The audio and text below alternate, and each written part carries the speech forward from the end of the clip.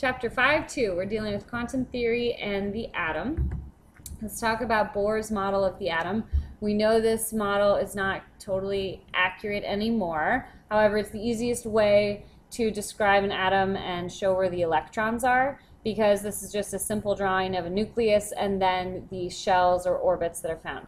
So electrons are found in shells or orbits. You'll hear us use those words often interchangeably. And Bohr decided to assign quantum numbers.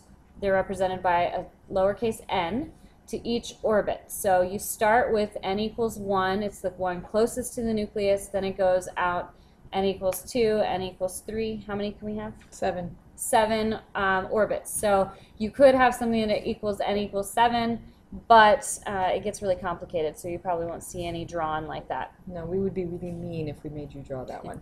Ooh, that could be extra credit. Oh, jeez. Lowest state an electron is normally found in is called the ground state. So if electrons are typically found in n equals 1, that's going to be its ground state. So when an electron gains energy, so if energy is added to the system, an electron can jump to a different quantum level or energy level. So when it jumps, so let's see, this electron right here, it has absorbed some energy. It jumped out to the third, where's that fourth quantum level? 1, 2, 3, fourth, yeah. It looks like the fourth quantum level.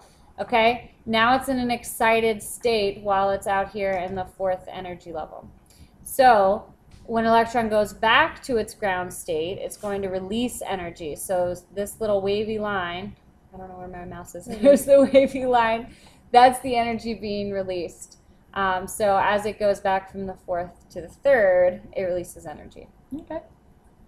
So you can use your equation. You can calculate that energy. Yeah. Now, when we try to locate electrons, we run into problems because electrons are very small, they're very fast, and they move in strange patterns. Actually, really no pattern. No. So you can't pinpoint an electron. But de Broglie, he said that that all moving particles have wave-like characteristics, including electrons. So that means that they will move. Say this is your starting line, they'll kind of undulate or move above and below that starting point. The Heisenberg uncertainty principle says it's almost impossible to determine the position and velocity of an electron at the same time. If you were trying to find the position, you would actually be changing the velocity because you'd have to stop it. So you can't find both at the same time. That's impressive. Okay? So you can't assign fixed paths to electrons, but we can predict how far away it's going to be from the nucleus. So Schrödinger, he took Bohr, de Broglie, and Heisenberg's principles and combined them all. And now this is what we've found. I like his picture. Yeah, that's nice. He has nice hair. But he came up with the quantum mechanical model of the atom. So electrons can be found in a 3D region around the nucleus in atomic orbitals. So if you can imagine that n equals 1, it's not just a single path that I would follow. It's actually a whole shell that goes around the nucleus. So if you think of like a peanut M&M, yeah, the nucleus is going to be the peanut, and then the shells are going to be the candy chocolate. shell. Okay? Atomic orbitals describe the probable location of an electron. So 90% of the time, you're going to find the electron somewhere within this range. And it's called the electron cloud model. So if you look at this one, this whole region right here, 90% of the time the electrons are going to be found there. Sometimes they're found all the way out here. Sometimes they're found closer to the nucleus. Impressive. So the quantum mechanical model, Schrödinger's model, says electrons are found in shells, same idea as Bohr had. These are called principal energy levels, and they're again given the letter n, and they are numbered, closest to the nucleus out to 7. Okay. Each shell contains sublevels, Okay. so the amount of sublevels equal to the quantum number for each shell. So if you're in the first energy level, you've got, that's n equals 1. That means you have one sublevel. That's what this little circle means. Okay. If you get to this second energy level, n equals 2, that means you have two sublevels. Okay, so you've got two lines here. Those represent the sublevels. If you get to energy level 3, how many sublevels are you going to have? 3, How many in 4? 4. Good, okay? And it will keep going like that. So here are the energy sublevels. The first sublevel is S.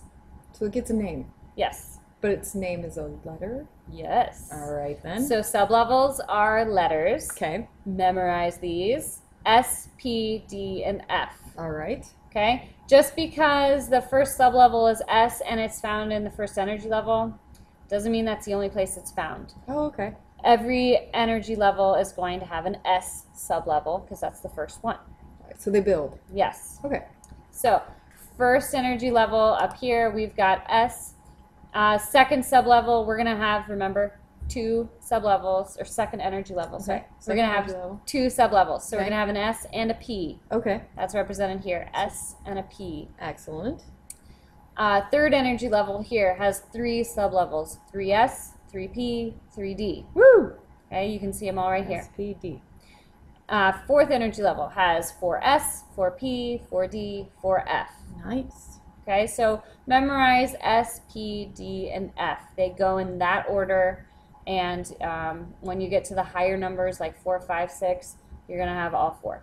Yep, they just repeat. SPDF, SPDF. So there's nothing higher than the F. All right, ready? Yeah. Okay, now we're getting into some pictures here. These sublevels, they have orbitals.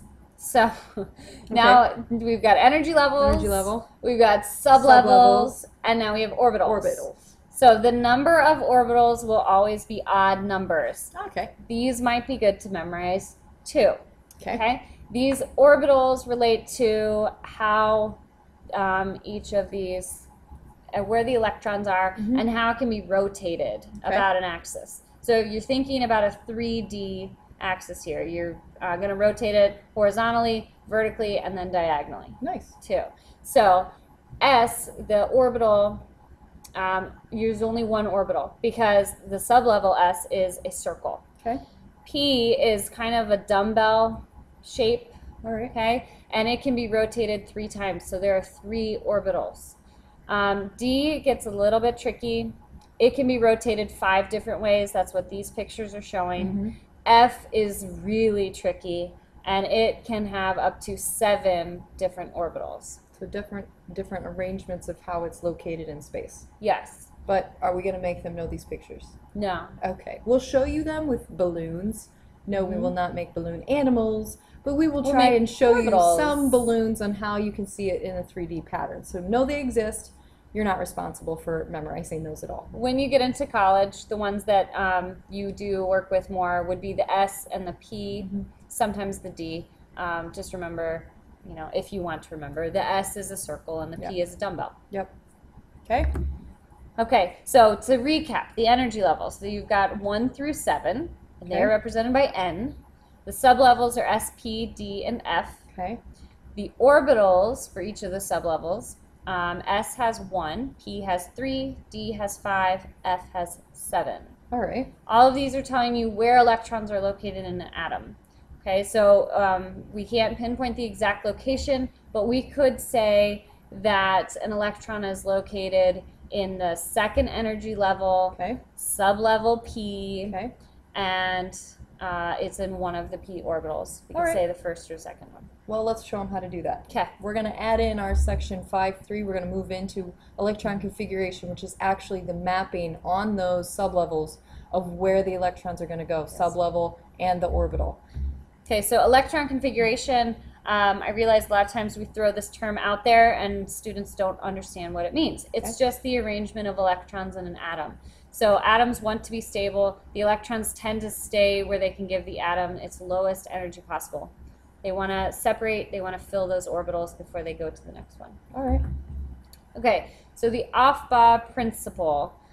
Each electron occupies the lowest energy orbital available. Which is at the bottom. Yes, so notice that your arrow goes up. The lowest energy is at the bottom, the highest energy is at the top. So you start filling in electrons at the bottom and move up in energy. We've got another one. Okay, this shows you how. Okay, so the Pauli exclusion principle builds on the Aufbau. What Yes. was the Aufbau principle? So Aufbau says lowest energy. Pauli exclusion says that only 2 electrons can occupy each orbital. So in 1s at the bottom, you can only have 2 electrons. So think of each of those boxes that you see as an orbital. Only 2 can go in there. Each electron has a spin. They spin, I think, counterclockwise and clockwise. I said that backwards. So we represent those as an up arrow and a down arrow to show that they have different spins. Each electron obviously is represented. So in 1s, we've got 1 electron spinning one direction and the other electron spinning the opposite direction. And then in 2s, we only have 1 electron hanging out. Okay, so let's keep going and we'll keep building. Okay, so Hund's rule, electrons must fill up equal energy orbitals before pairing up in the same sublevel. So in the 2p sublevel, if there are only 3 electrons, you would need 3 up arrows in each orbital. Okay, Yeah. so notice we started at the bottom. We started at 1s. That is full. Energy level 1 can only have 1 sublevel, so that's why there's only 1. Now we move on to 2. We fill in 2s, up and down arrows for 2 electrons. Now we move to 2p. There's 3 electrons, there's 3 up arrows. You have to fill in all your sublevels first before you can go back and fill in those downs. Okay. So if you had 4, you'd fill in all 3 and then go back to the first one and put a down arrow. Okay, so that's the first time it can be paired. Mhm. Fill each thing. Yes. All right, that's actually pretty easy, I think. Okay, so there's a maximum amount of electrons for each energy level. Okay. For your first energy level, you only have 1 sublevel, and it only has 1 orbital, Okay. so you can only have 2 electrons. 2 electrons. First circle, 2. Mm-hmm. Got it. Your second energy level has 2 sublevels. Okay. So 2s has 1 orbital, that's 2 electrons. Mm-hmm. 2p has 3 orbitals, Ooh. so that has 6 electrons. 6 and 2. Add them together, what do you get? We get 8. Yay!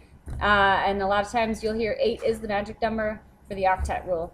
It comes from that. You want to fill your s and your p orbitals. Okay. So then we keep building. Yes. N equals 3. We could go through and tell you how many orbitals there are in sublevels, but you should know this by now. You could add them up yourself. And third energy level has 18 electrons. And then 4, because we add in that F sublevel, now you get to 32. All right, so we just keep building. So 2, so first shell's 2, then 8, then 18, then 32. So this is where you've heard those numbers from your freshman year. Yes. So we're done with this section. We'll continue on building our electrons and how much they're going to be helping us in the next section.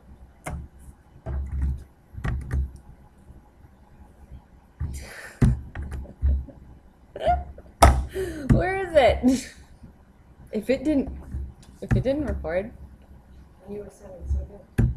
Oh my gosh, Sandra.